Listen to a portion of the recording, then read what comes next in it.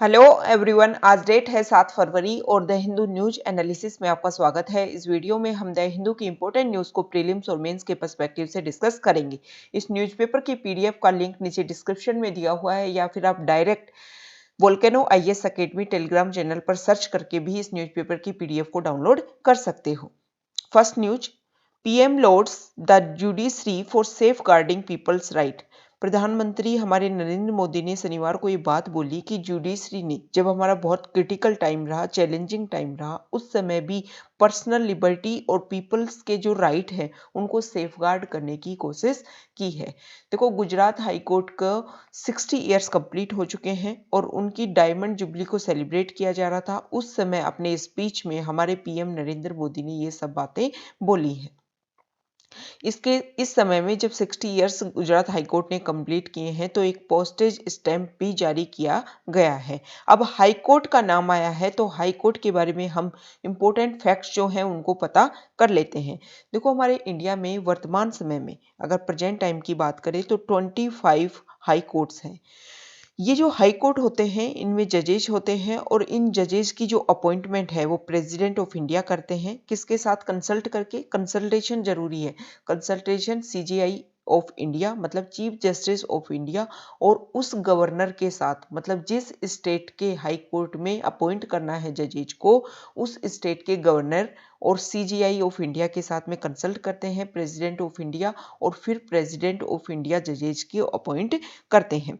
अगर highest number of जजेस की बात करें और लोवेस्ट नंबर ऑफ जजेस की बात करें तो इलाहाबाद हाई कोर्ट जो है उसमें 160 हाईएस्ट नंबर ऑफ जजेस हैं।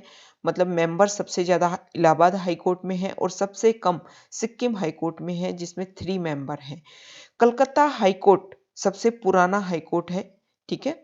और अगर 1 फरवरी 2021 से, मतलब इस समय हम हाई कोर्ट्स की स्थिति कंडीशन की बात करें तो 39% सीट वैकेंट है वहां पर जजेज की। तो ये हाई कोर्ट के बारे में इंपॉर्टेंट फैक्ट्स हमने देखे। नेक्स्ट न्यूज है, NITI Aayog seeks to track impact of green verdicts.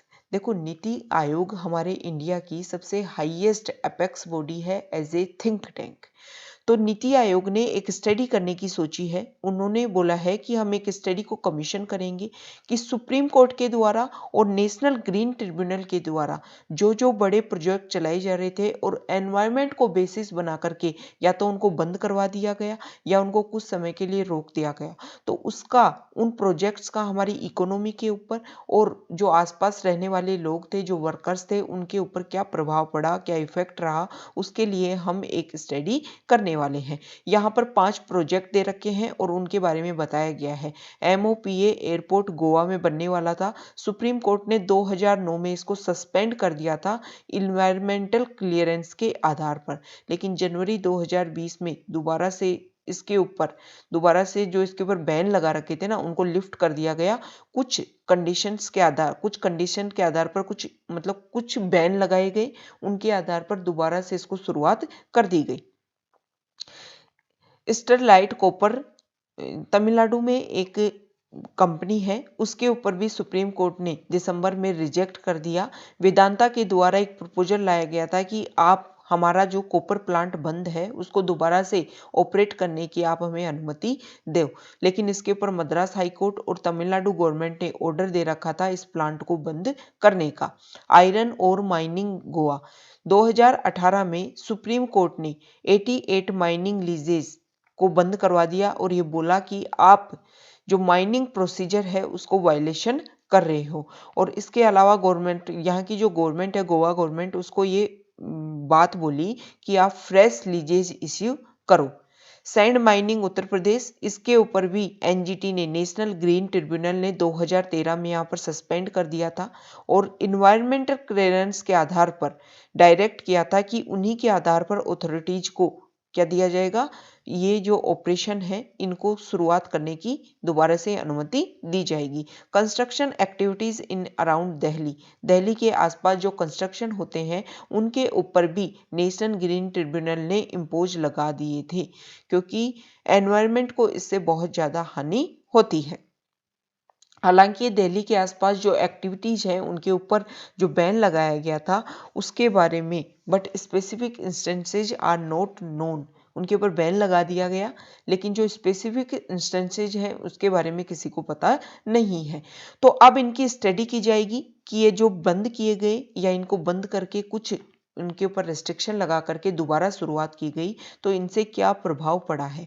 देखो, अगर इकोनॉमी की बात की जाए तो इकोनॉमी के ऊपर बहुत ज़्यादा प्रभाव पड़ा है, क्योंकि रेवेन्यू क्रिएट नहीं हुआ, दूसरे जो वर्कर्स थे उनकी जॉब चली गई, इसलिए इनका इकोनॉमी के ऊपर तो गलत प्रभाव पड़ा। लेकिन अगर एनवायरनमेंट की बात की जाए तो जो उनके आसपास जो लोग रह रहे थे, जहाँ ये प्रोजेक्ट चल रहे थे, और इन प्रोजेक्ट को बंद होने से, by the closure of projects, उसकी वजह से जो पीपल हैं जिनसे इनको इफेक्ट हुआ उनकी स्टडी की जाएगी। जो एनवायरमेंटल कैंपेनर्स हैं, एक्सपर्ट्स हैं, और इसके अलावा बिजनेस इम्पैक्ट पर क्या प्रभाव पड़ा ये प्रोजेक्ट क्लोजर होने से, तो उन सब की स्टडी की जाने वाली है। अब इस आर्टिकल में इंपॉर्टेंट हो गया है दो टर्म, एक तो नेशनल ग्रीन ट्रिब्यूनल और एक हो गई है नीति आयोग।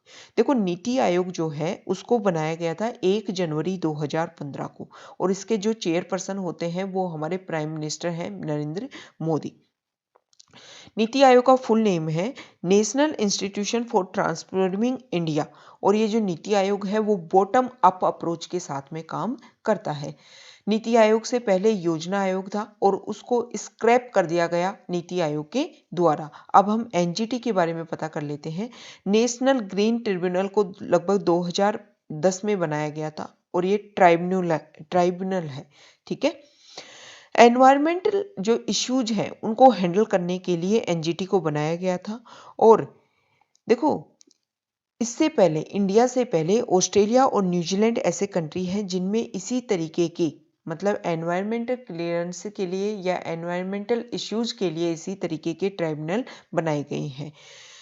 ये जो एनजीटी है वो अपनी इंस्पिरेशन हमारे संविधान का, कॉन्स्टिट्यूशन का जो पार्ट 3 है जिसमें फंडामेंटल राइट्स हैं और उसमें आर्टिकल 21 है, उस आर्टिकल 21 से अपनी इंस्पिरेशन प्राप्त करता है।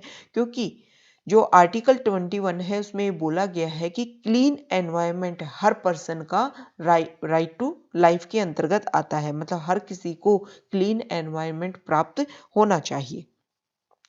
देखो, जो एनजीटी है उसके जो चेयरपर्सन होते हैं ना, वो रिटायर्ड जज ऑफ सुप्रीम कोर्ट होता है, और जो फर्स्ट चेयरपर्सन बना था एनजीटी का उनका नाम था लोकेश्वर सिंह पंत। इसकी जो मेन ब्रांच है, मेन जो बेंच है एनजीटी की, वो न्यू दिल्ली में है। और इसके अलावा इसकी रीजनल ब्रांच है, जैसे वेस्ट के मुद्दे, मतलब हमारा इंडिया का जो वेस्ट पार्ट है उसमें एनवायरमेंटल से रिलेटेड जो मुद्दे हैं उनको हैंडल करती है इसकी पुणे रीजनल ब्रांच। सेंट्रल से रिलेटेड जो मुद्दे हैं, सेंट्रल एरिया से रिलेटेड, उनको उससे रिलेटेड मुद्दों को सोल्व करती है भोपाल ब्रांच, और साउथ से रिलेटेड मुद्दों को सोल्व करती है चेन्नई, और नॉर्थ के लिए है कोलकाता, ठीक है। तो ये हमने एनजीटी के बारे में और जो नीति आयोग है उसके बारे में इंपॉर्टेंट फैक्ट्स को प्राप्त किया। नेक्स्ट न्यूज फार्मर प्रोटेस्ट को लेकर है। फार्मर्स, देखो, कल फार्मर्स ने चक्का जाम किया 3 घंटे के लिए, लेकिन जो ये उन्होंने ब्लॉकेट्स लगाए थे रोड के ऊपर, टोल प्लाजा के ऊपर, ये बहुत ही पीसफुली रहे।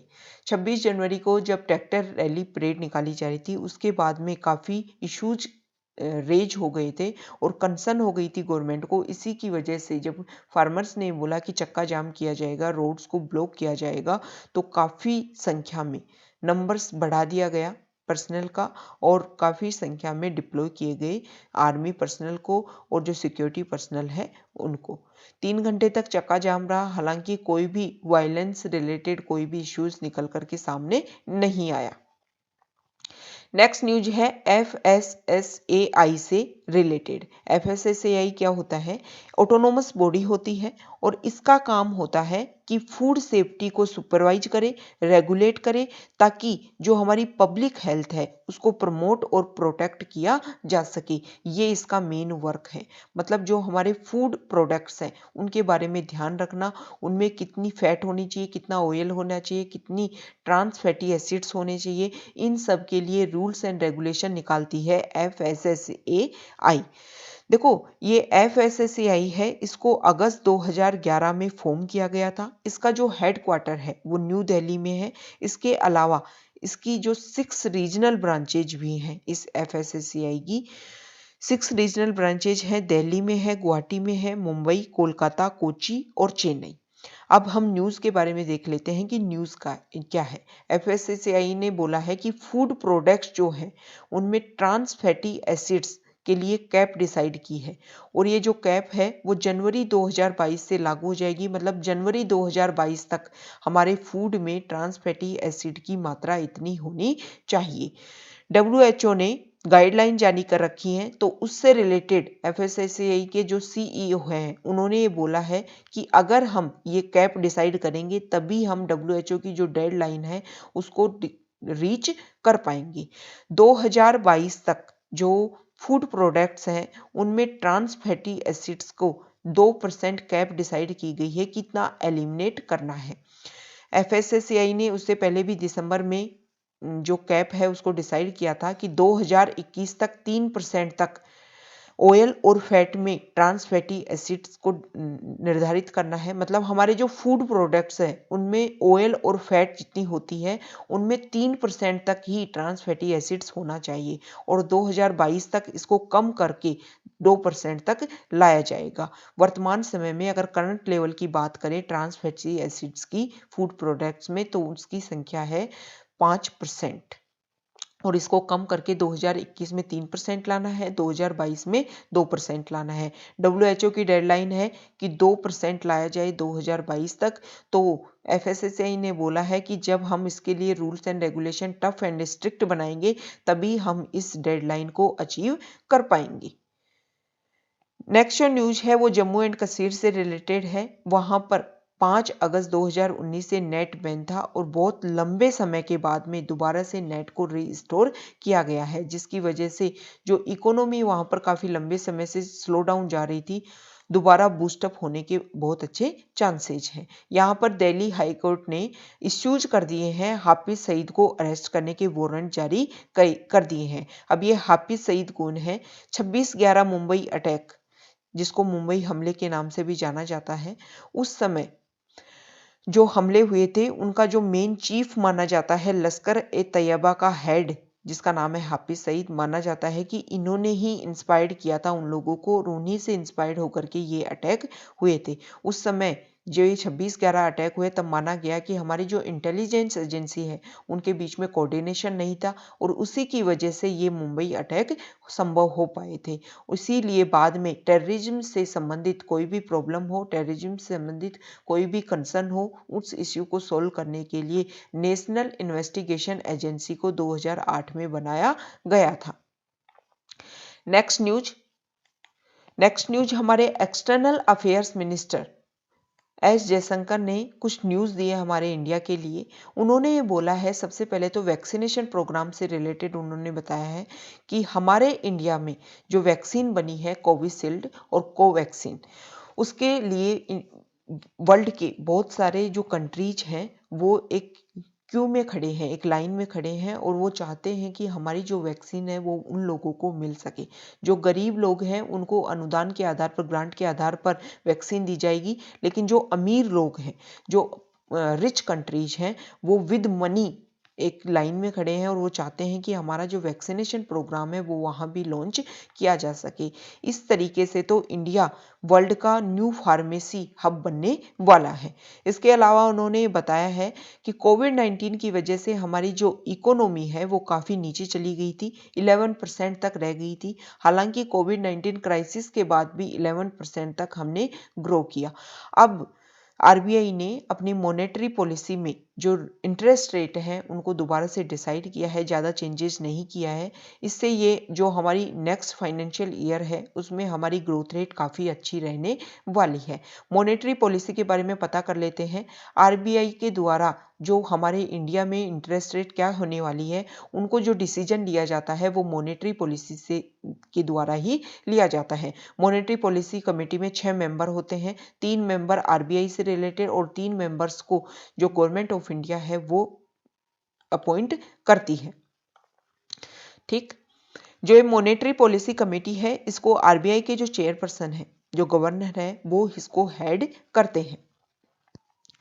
नेक्स्ट न्यूज, चाइना ने अपनी जो सेकेंड डोमेस्टिक वैक्सीन है उसको अप्रूवल दे दिया है। सिनोवैक की जो कोरोना वैक है उसको अप्रूवल मिल गया है। और यहाँ से देखो, चाइना भी जो साउथ ईस्ट एशिया और साउथ एशिया वहाँ पर अपना वैक्सीनेशन प्रोग्राम लॉन्च करने की कोशिश कर रहा है, जिस तरीके से इंडिया अपने नेबरिंग कंट्रीज को जो वैक्सीन है वो प्रोवाइड कर रहा है। नेक्स्ट न्यूज है, यहाँ देखिए, सबसे पहले हम बात करते हैं। देखो, संडे वाले दिन द हिंदू में एडिटोरियल पेज नहीं आता, लेकिन कुछ न्यूज़ आती हैं जिनको काफ़ी एलिब्रेट तरीके से बताया जाता है। फर्स्ट न्यूज हमारे बजट से रिलेटेड है। हमारे बजट में डिक्लेयर किया गया कि जो एंटरप्रेन्योरशिप है उसको काफ़ी आगे बढ़ाया जाए। इसके लिए जो 1% कंपनीज हैं उनको हेल्प किया जाएगा, और जो स्टार्टअप हैं और नॉन रेजिडेंट इंडियंस हैं उनको भी इनमें इंक्लूड कर दिया गया कि वो भी 1% कंपनीज को स्टार्ट कर सकते हैं। 1% कंपनीज क्या होती हैं और पहले क्या इसके बारे में सुविधा थी, तो इसके बारे में इस आर्टिकल में बताया गया है। 1% कंपनीज का मतलब होता है कि कोई एक व्यक्ति जिस कंपनी का एक कोई 1% ही एज ए शेयर होल्डर हो और वो 1% ही कोई कंपनी बनाए, तो वो होती है 1% कंपनी। अब इसमें कुछ लिबरेशन दी गई है इस बजट में 1% कंपनी से रिलेटेड। इस आर्टिकल में बताया गया है कि क्या ये नया आइडिया है 1% कंपनी, तो नहीं, ये जो 1% कंपनी नया आइडिया नहीं है। हमारे जो कंपनीज एक्ट 2013 है, सबसे पहले उसमें इस कंसेप्ट को इंट्रोड्यूस किया गया था। और ये जो इंट्रोडक्शन कंपनीज एक्ट 2013 में वो जे ईरानी जो कमेटी है उसकी रिपोर्ट आई थी 2005 में। उन्होंने अपनी रिकमेंडेशन दी थी और उन रिकमेंडेशन के सुझावों के आधार पर ही ये इंट्रोड्यूस किया गया था कंपनीज एक्ट 2013 में। ठीक है, ये जो 1% कंपनी है इसको काफ़ी कुछ छूट होती है। इनको एनुअल अपनी मीटिंग नहीं करनी होती। इनके जो भी फाइनेंशियल बजट आता है या जो भी इनकी रिपोर्ट होती है उन पे सिर्फ एक के साइन होते हैं। इनके जो सेक्रेटरी होते हैं उनको कंपनी सेक्रेटरी उनके साइन की ज़रूरत नहीं होती। इस बजट में बहुत ज़्यादा छूट दी गई है इन 1% कंपनी को। उन छूट के बारे में हम डिस्कस कर लेते हैं। पहले जो रेजिडेंसी से संबंधित कुछ लिमिट थी, मतलब हमारे जो इंडियन सिटीजन उनको रेजिडेंट रहना पड़ता था, 182 डेज का रेजिडेंसी का टाइम लिमिट था, लेकिन अब उसको घटा करके 120 डेज ही डिस्कस अलाउ कर दिया गया है। नॉन रेजिडेंट इंडियंस को भी अलाउ कर दिया गया है कि 1% कंपनी वो इंडिया में आकर के खोल सकते हैं। इसके अलावा पहले सिर्फ इंडियन सिटीजन और इंडियन रेजिडेंट को ही ये अलाउ था कि वो सिंगल पर्सन कंपनी को ओपन कर सकते हैं। इसके अलावा यहाँ पर कुछ लिमिट थी पहले मनी की। 50% capital share, paid up share capital 50 lakh था, उसको बढ़ा करके 2 करोड़ कर दिया गया है। और जो 3 साल तक जो टर्नओवर था, पहले था 2 करोड़, लेकिन अब उसको भी इंक्रीज कर दिया गया है कि 20 करोड़ तक होना चाहिए। मतलब ये लिमिट है। इससे ज़्यादा limit, capital base limit 50 lakh से इंक्रीज करके 2 करोड़ कर दिया गया। और जो टर्नओवर है उसको भी 2 करोड़ से बढ़ा करके 20 करोड़ कर दिया गया है। अब हमारे इंडिया में कितनी 1% कंपनी है उसके बारे में डाटा हम देख लेते हैं। 31 दिसंबर 2020 की अगर हम बात करें तो हमारे इंडिया में 1.3 मिलियन जो एक्टिव कंपनीज हैं उनमें से 34,235 1% कंपनीज हैं। ठीक है, और अगर कंपैरिजन करें 31 मार्च 2015 से, तो 31 मार्च 2015 में हमारे इंडिया में 1 मिलियन कंपनीज थी, जिनमें से 2,238 1% कंपनीज थी। मतलब काफ़ी इंक्रीज हुआ है 1% कंपनीज में, क्योंकि काफ़ी छूट मिलती है 1% कंपनीज को लेकर के। नेक्स्ट न्यूज है ट्विटर और इंडियन गवर्नमेंट के बीच में जो क्लैश चल रहा है उससे रिलेटेड। सबसे पहले कॉन्टेक्स्ट की बात करेंगे। 26 जनवरी को फार्मर्स प्रोटेस्ट चल रहा था और उन्होंने ट्रैक्टर रैली परेड निकाली। उस समय में ट्विटर हैंडल्स के ऊपर कुछ हैशटैग यूज करके मिस इन्फॉर्मेशन फैलाई गई, तो गवर्नमेंट ने ट्विटर को अलाउ किया, ट्विटर को ऑर्डर दिए कि आप बैन कर दीजिए ये बहुत सारे जो यूआरएल आपके यहाँ चल रहे हैं और ये जो हैशटैग बार बार मतलब यूज किया जा रहा है जिस हैशटैग का, ट्विटर ने उसको बैन कर दिया। लेकिन कुछ समय के बाद में वो सारे ट्वीट्स जो उस समय किए गए थे और वो सारे अकाउंट्स 250 के लगभग वो अकाउंट्स थे, उनको दोबारा से रीस्टोर कर दिया गया। तो हमारी इंडियन गवर्नमेंट ने बोला है कि जो हमारे रूल्स हैं उनके अकॉर्डिंग आपके ऊपर जो ऑफेंस है उनको लगाया जाएगा और स्ट्रिक्ट डिसीजन लिए जाएंगे आपके खिलाफ। तो इस आर्टिकल में डिस्कस किया गया है कि क्या इंडियन गवर्नमेंट के पास में ऐसे कुछ एक्ट लॉ हैं जिनके आधार पर वो कार्य किया जा सकता है। फर्स्ट क्वेश्चन है कि are platform required to comply with government request, कि ये जो सोशल मीडिया प्लेटफॉर्म है या फिर ऑनलाइन प्लेटफॉर्म है वो बाध्य हैं क्या कि गवर्नमेंट की रिक्वेस्ट को माने। तो हाँ, देखो हर स्टेट में हर कंट्री में अलग अलग रूल हैं। बहुत सारे कंट्रीज ने अपने ऐसे यहाँ पर रूल बना रखे हैं जिनके आधार पर उनको बैन किया जा सके, उनके ऊपर रिस्ट्रिक्शन लगाए जा सके। इंडियन गवर्नमेंट के पास भी ऐसा रूल है, इंफॉर्मेशन टेक्नोलॉजी एक्ट 2000, जिसमें इंटरमीडियरीज को ध्यान देकर में काम किया गया है कि जो इंटरमीडियरीज हैं उनका जो भी रोल है उसको डिसाइड किया गया है। ये जो इंटरमीडियरीज होते हैं वो कंप्यूटर रिसोर्सेज होते हैं, इलेक्ट्रॉनिक रिकॉर्ड्स होते हैं। इसके अलावा इस इंटरमीडियरीज में telecom service, network service, internet service, web hosting, इसके अलावा search engine, online payment, auction sites, online market place, cyber cafes, इन सबको सम्मिलित किया गया है। मतलब इनके ऊपर अगर कोई भी मिस इन्फॉर्मेशन फैलती है और गवर्नमेंट उनके लिए डिसीजन लेती है कि आप इसको बंद कीजिए, तो इनकी जिम्मेदारी होती है कि उनको बंद किया जाएगा। इसका जो आईटी एक्ट 2000 का जो सेक्शन 69 है उसमें पावर दी गई है सेंट्रल गवर्नमेंट को और स्टेट गवर्नमेंट को कि वो डायरेक्शन दे सकते हैं इन इंटरमीडियरीज को कि आपके ऊपर जो भी मिस इन्फॉर्मेशन फैलाई जा रही है उसको बंद किया जाए। क्योंकि अगर सिक्योरिटी, सोवरेनिटी, हमारी इंडिया की इंटीग्रिटी, डिफेंस ऑफ इंडिया, अगर इन सब चीज़ों से, इस मिस इन्फॉर्मेशन से ये चीज़ें वायलेट होती हैं तो गवर्नमेंट को ये पावर है कि वो आदेश दिया जा सकता है इन इंटरमीडियरीज को। और उस समय जब अगर पावर दी जाए और ऑर्डर दिए जाए तो ये जो इंटरमीडियरीज हैं उनको ये सारी जो न्यूज़ हैं उनको ब्लॉक करना भी पड़ेगा, ऐसा सेक्शन 69A में बोला गया है। अगर उनको नहीं किया जाता है तो उनके ऊपर बैन लगाया जाएगा। 3 ईयर से 7 साल तक का उनके ऊपर पनिशेबल एक्ट के तहत, कानून के तहत लॉ है और उसके तहत उनके ऊपर ऑब्लिगेशंस लगाए जाएंगे। देखो इस आर्टिकल में ये बोला गया है कि जब Shreya single versus union of India case चला उसमें सुप्रीम कोर्ट ने ये बात बोली कि ये जो सर्च इंजन है और जो ऑनलाइन जो सोर्स हैं, सोशल मीडिया नेटवर्क हैं, उनके ऊपर इतनी न्यूज़ आती है तो उनको फिल्टर करना इतना आसान नहीं है उनके लिए कि हर न्यूज़ को देखा जाए, हर न्यूज़ को शेयर करने से पहले समझा जाए कि वायलेट तो नहीं कर रहा है।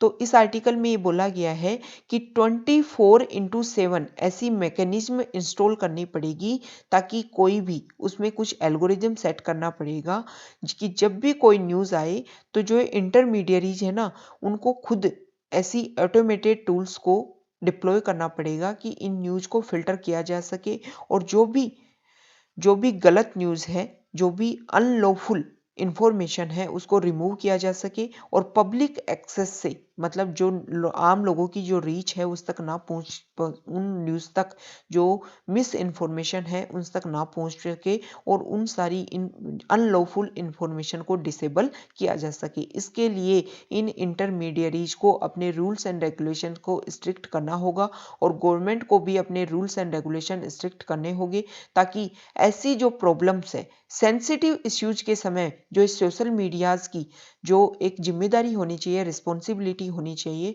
वो काफ़ी स्ट्रिक्ट उसके लिए रूल्स बनाने होंगे। तो ये आज का हमारा डिस्कशन था, कई इंपॉर्टेंट न्यूज़ को हमने डिस्कस किया। Okay, thank you.